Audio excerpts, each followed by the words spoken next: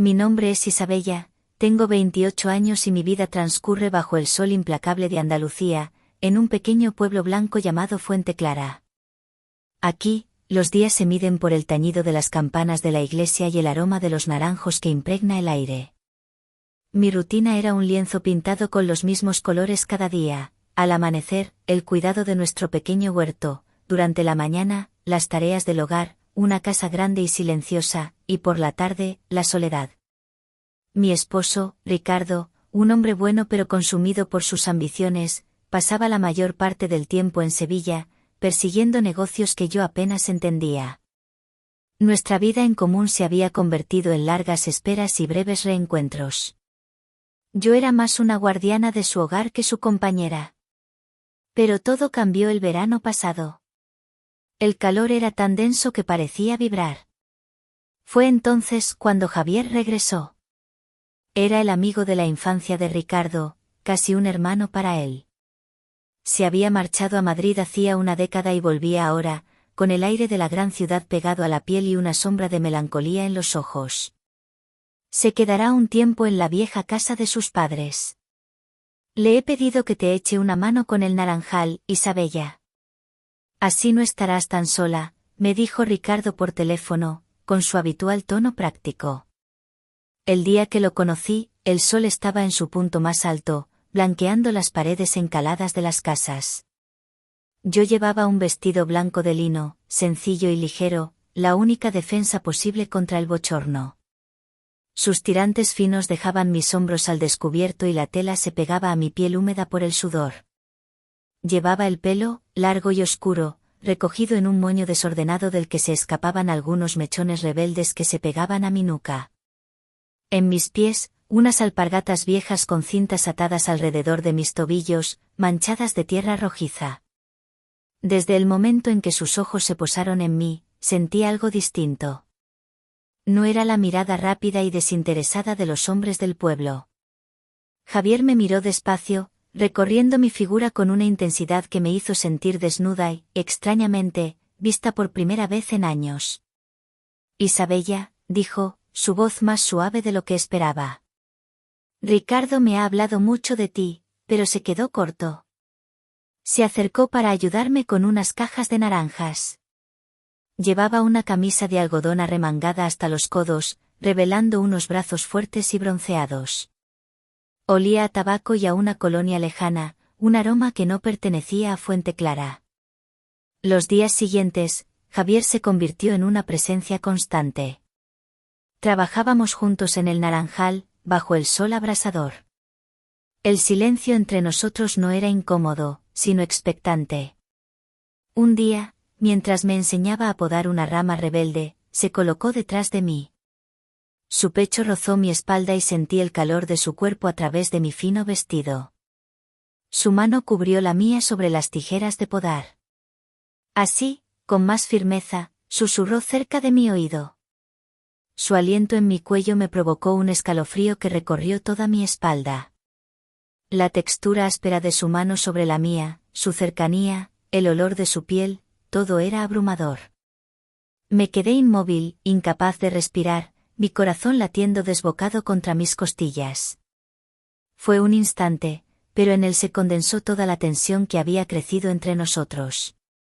Perdona, dijo él, retirándose lentamente, aunque sus ojos decían que no lo sentía en absoluto. Yo tampoco quería que se detuviera. Esa tarde, mientras recogíamos las herramientas, noté cómo su mirada se desviaba hacia mis pies, deteniéndose en las cintas de las alpargatas que se anudaban en mis tobillos. Sentí un rubor subir por mis mejillas. Nadie me había mirado nunca así, con esa mezcla de curiosidad y deseo. Me hacía sentir vulnerable y, al mismo tiempo, increíblemente poderosa. Por la noche, en la cama vacía, mientras el murmullo de los grillos llenaba la oscuridad, no podía dejar de pensar en el peso de su mano sobre la mía, en su aliento en mi nuca. A la mañana siguiente, elegí mi atuendo con un cuidado que no había tenido en años. Me puse un vestido rojo de verano, mi favorito. Aquel beso junto al pozo no terminó con palabras, sino con una mirada profunda que lo prometía todo. Nos separamos en un silencio denso, cargado de electricidad. Regresé a casa flotando en una nube de confusión y euforia. Cada vez que me rozaba los labios con los dedos, podía sentir el calor de su boca, el sabor a cítricos y a secreto. Esa noche, el destino decidió poner a prueba mi nueva y frágil realidad. Ricardo volvió de Sevilla sin avisar. Escuchar su coche en el camino de entrada fue como una descarga de agua helada. Mi corazón, que había estado latiendo al ritmo de una pasión recién descubierta, se encogió de culpa. Cuando entró en casa, con su maletín de cuero y su cansancio habitual, me besó en la mejilla. Su beso era familiar, casto, el beso de un hombre que posee algo sin realmente verlo. Esa noche, yací a su lado en nuestra cama, sintiendo el abismo que se había abierto entre nosotros. Su respiración acompasada, el olor de su loción de afeitar, todo lo que antes era mi normalidad, ahora se sentía extraño, ajeno. Mientras él dormía, ajeno a todo, yo revivía el beso de Javier, el tacto de sus manos en mi espalda desnuda. La culpa era una brasa ardiente en mi pecho, pero bajo ella, el deseo ardía con más fuerza, una llama oscura y excitante. Al día siguiente, Ricardo se fue de nuevo. Y yo supe que no podía volver atrás. No después de haber probado la vida. Encontré a Javier en el Naranjal. No necesitamos hablar de lo que había pasado. Nuestros ojos lo dijeron todo. Conozco un lugar, dijo él, con voz baja y urgente. Nadie va nunca allí. Me guió por un sendero polvoriento hasta los límites del pueblo, a una vieja bodega abandonada cuyas puertas de madera se aferraban a sus goznes. Dentro, el aire era fresco y olía a vino derramado, a polvo y a tiempo. Unos pocos rayos de sol se filtraban por las grietas del techo, dibujando líneas doradas en la penumbra. Aquel se convirtió en nuestro santuario. Nuestros encuentros eran febriles, robados al tiempo. Cada día, yo inventaba una excusa para ausentarme de casa durante un par de horas. Me vestía para él, con una deliberación que era casi un ritual. Un día, elegí una falda de seda azul que se deslizaba sobre mis piernas y una blusa blanca de encaje, tan delicada que parecía una telaraña. Cuando llegué a la bodega, Javier me esperaba apoyado en una vieja barrica. Su mirada recorrió mi atuendo, deteniéndose en los pequeños botones de perla de mi blusa. Cada día encuentras una nueva forma de torturarme, Isabella, murmuró, acercándose. No me besó de inmediato. En su lugar, se arrodilló lentamente frente a mí. Mi respiración se quedó atrapada en mi garganta. Con una delicadeza infinita, tomó mi pie y desató la cinta de mi sandalia. Sus dedos rozaron la piel sensible de mi empeine, enviando escalofríos por toda mi pierna. Levantó mi pie y depositó un beso suave en mi tobillo, justo donde brillaba la tobillera de plata. Ese gesto, tan inesperado y reverente, fue más íntimo que cualquier beso. En la penumbra de la bodega, el mundo exterior dejaba de existir. Éramos solo nosotros, rodeados de sombras y del eco de nuestros susurros.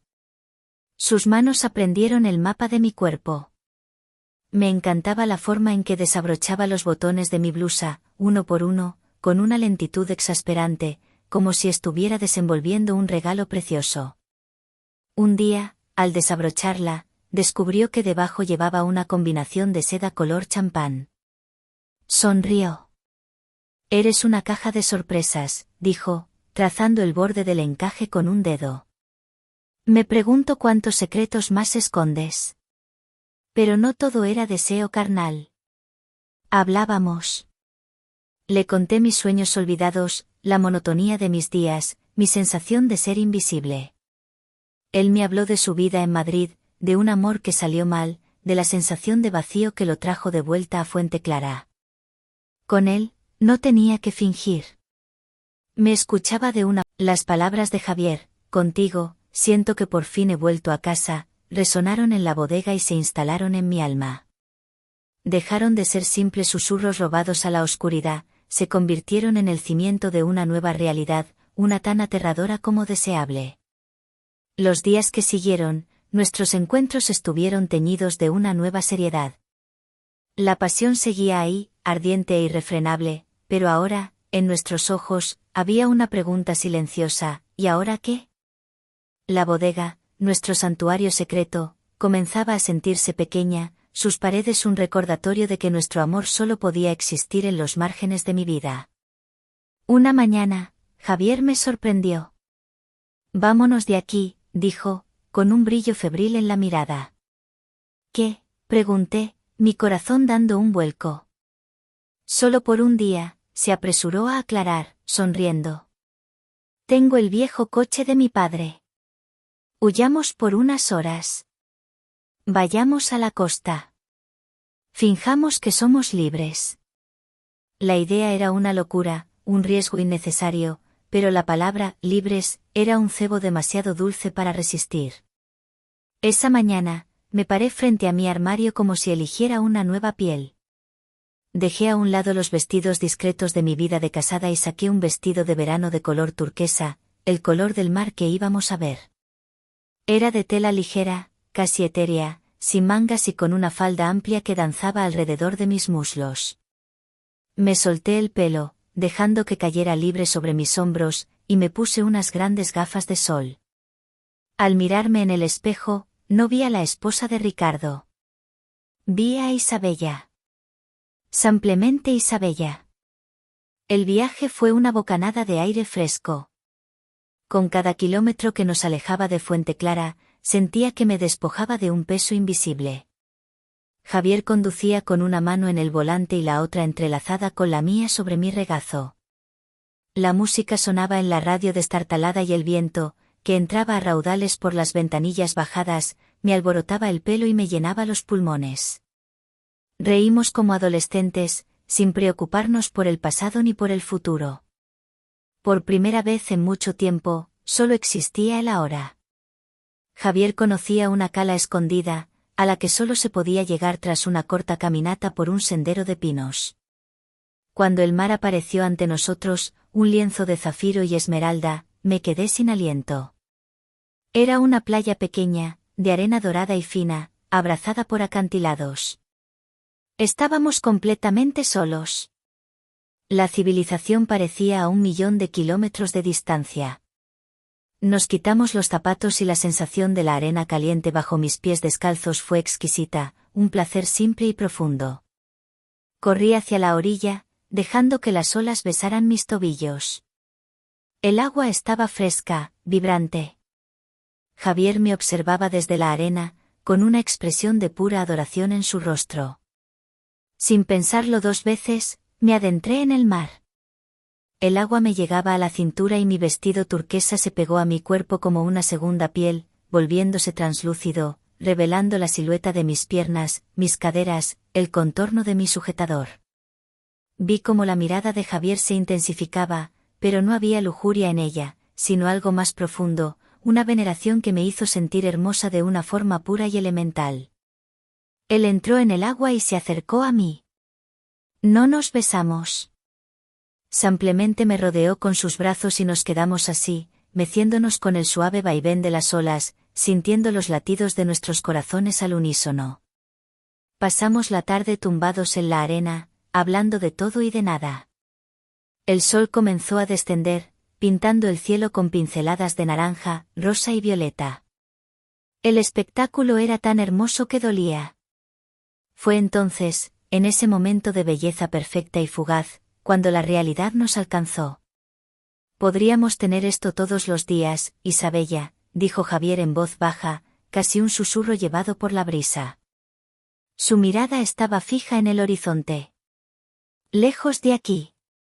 Un lugar nuevo, donde nadie nos conozca. Donde no seas la esposa de Ricardo y yo no sea el amigo que lo traicionó. Donde seamos solo tú y yo. El aire se escapó de mis pulmones. Era la pregunta que ambos habíamos estado evitando, la puerta que no nos habíamos atrevido a abrir. Mi mente se llenó de imágenes, el rostro furioso de Ricardo, la decepción de mis padres, el escándalo en el pueblo, una vida de vergüenza y señalamientos. El miedo me atenazó, frío y paralizante. Pero entonces, Miré a Javier. La decisión, una vez tomada, se convirtió en un ser vivo que respiraba en el centro de mi existencia. La semana que siguió a nuestro día en la costa fue la más larga y extraña de mi vida. Vivía en dos realidades paralelas. Por fuera, era la misma Isabella de siempre, la esposa tranquila de Ricardo, regando las macetas de geranios y saludando a las vecinas en el mercado. Por dentro, era una conspiradora, una fugitiva en ciernes, contando las horas para el sábado, el día que habíamos marcado en un calendario invisible como el primer día de nuestra nueva vida. Ricardo estaría en Málaga en una conferencia. Era la coartada perfecta. El miércoles regresó a casa. Cada momento con él era una tortura exquisita. Tenía que fingir interés cuando me hablaba de sus negocios, sonreír a sus chistes, dejar que me tocara. Su presencia, antes ampliamente una ausencia de pasión, ahora era una acusación andante. Una noche, durante la cena, me habló de sus planes para la casa. El año que viene podríamos cerrar el porche con cristaleras, dijo, mientras cortaba su carne. Así tendríamos un bonito salón de invierno. Asentí, la comida se convirtió en ceniza en mi boca. Él estaba construyendo un futuro del que yo no formaría parte. Debajo de mi blusa, sentí el frío de una pequeña medalla de plata con la forma de una concha que Javier me había regalado, comprada el día que fuimos al mar. La apreté con los dedos por debajo de la mesa, un ancla secreta en mi mar de mentiras. Mis preparativos eran los de una ladrona en su propia casa. Por las tardes, cuando el pueblo dormía la siesta, subía al desván. El aire olía a madera vieja y a recuerdos guardados. En un viejo baúl de mimbre, escondí una pequeña maleta de lona. Dentro, fui metiendo mi nueva vida a cuentagotas, un par de pantalones vaqueros, algo de ropa interior, el vestido turquesa. Metí también una foto de mis padres de cuando eran jóvenes y el único libro que había leído tantas veces que me sabía de memoria. Cada objeto era una elección, una renuncia. Estaba decidiendo qué partes de Isabella merecían ser salvadas. El resto, la vida con Ricardo, los años de rutina, se quedarían atrás, acumulando polvo como los otros trastos del desván. Nuestros encuentros con Javier en la bodega cambiaron. La ternura lánguida fue reemplazada por una urgencia febril. Ya no era un escape de la rutina, sino la planificación de una guerra silenciosa. Repasábamos el plan una y otra vez, susurrando en la penumbra. Saldremos al amanecer. Conduciré hacia el norte sin parar hasta que estemos lejos. ¿Estás segura, Isabella? Todavía podemos, empezaba a decir a veces, pero yo lo callaba con un beso. Necesitaba que fuera fuerte por los dos. Una tarde me encontró allí llorando en silencio, abrumada por la enormidad de lo que estaba a punto de hacer. No dijo nada. Simplemente me abrazó, dejando que mis lágrimas empaparan su camisa. Me sostuvo con una fuerza que era a la vez protectora y desesperada. Aquel día hicimos el amor sobre los viejos sacos, pero no fue como las otras veces. Fue un acto de reafirmación, una forma de grabarnos en la piel del otro, como si temiéramos que el mundo exterior pudiera borrarnos. Fue un juramento hecho no con palabras, sino con el cuerpo, un pacto de dos almas a la deriva aferrándose la una a la otra antes de saltar al vacío. El viernes por la mañana llegó el momento de la despedida final de Ricardo. Lo ayudé a meter su maletín en el coche. Estaba impecable, con su traje de negocios y su aire de hombre importante. Pórtate bien, me dijo, dándome un beso rápido en la mejilla, un beso que ya no sentí. Te llamaré el domingo por la noche.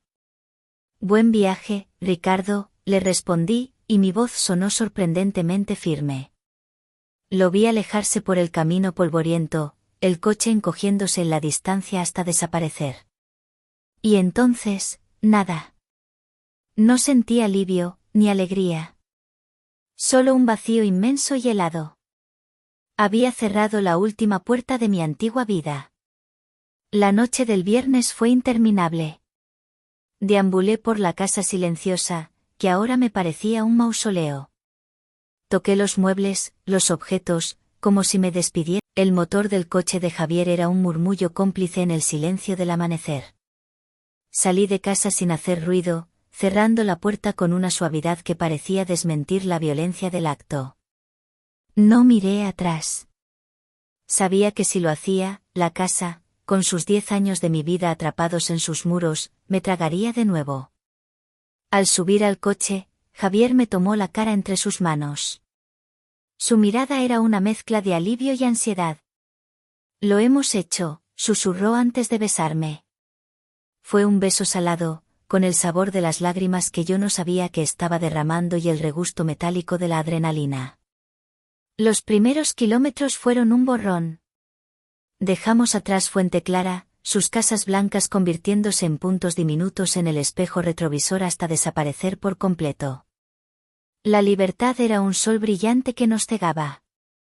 Por un momento, una hora quizás, fuimos invencibles.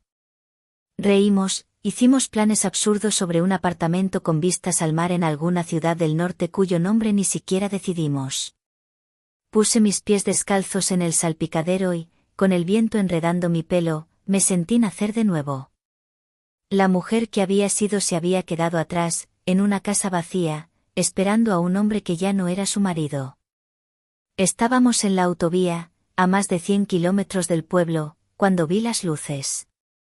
Un coche detrás de nosotros, parpadeando con una insistencia furiosa, pegándose a nuestro parachoques. Será un loco, dijo Javier, irritado, moviéndose al carril derecho para dejarlo pasar. Pero el coche no nos adelantó. Se puso a nuestro lado. Giré la cabeza y mi corazón se detuvo. Al volante iba Ricardo.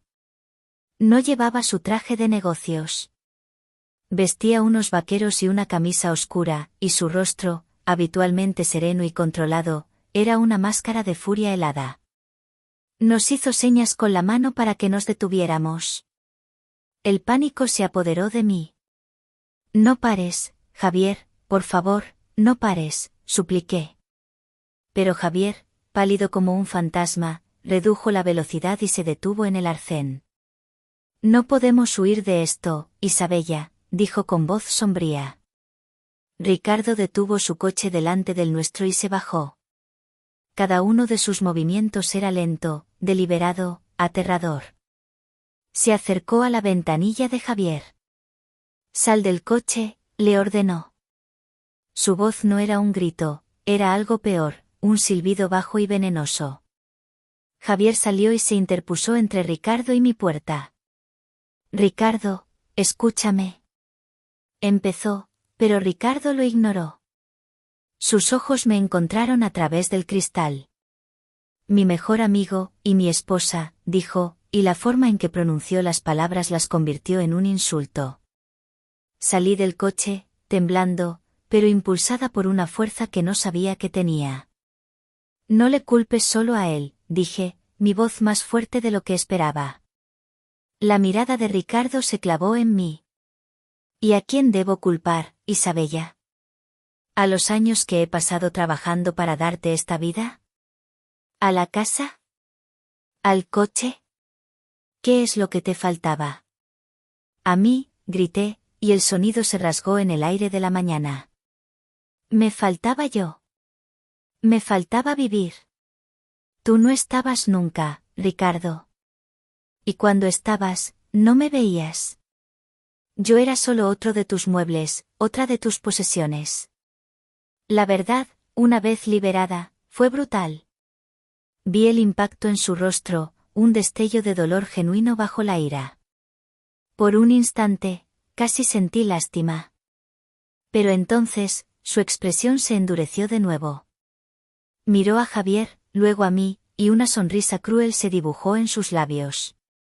De acuerdo, dijo fríamente. ¿Quieres una elección? Aquí la tienes. Dio un paso atrás. Sube a mi coche.